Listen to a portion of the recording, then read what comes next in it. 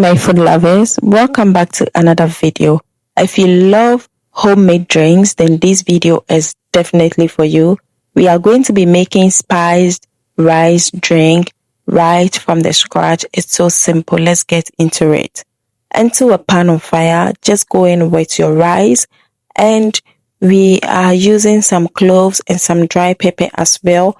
Make sure your heat is on medium to low. That way you do not burn your rice and all of these spice in it. So I'm just using pepper, this dry pepper and the cloves. We are not going to roast this till it becomes golden brown. We don't want that. We just want to roast it until all the flavors are built up nicely and you can start smelling that in your kitchen. Yes. After which you are going to pour everything into a bowl like this, and then you add water to it. Yes, we are going to soak this overnight. You can also soak it for about 4 hours, 2 hours.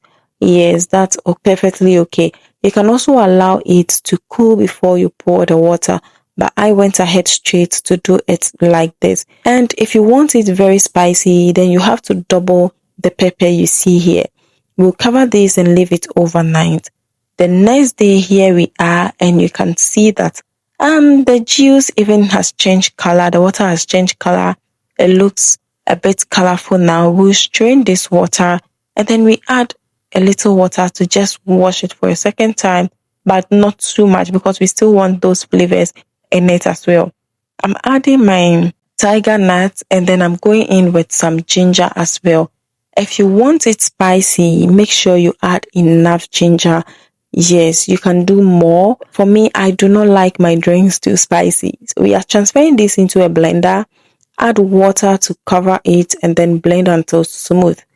We are going to use this cheesecloth to strain it to separate the chaff from the juice. And that's exactly what we are doing here.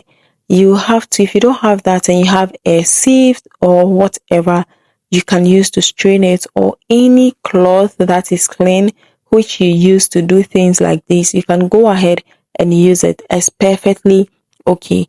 Make sure you strain it and then you get all the juice, okay, all the milk right from it.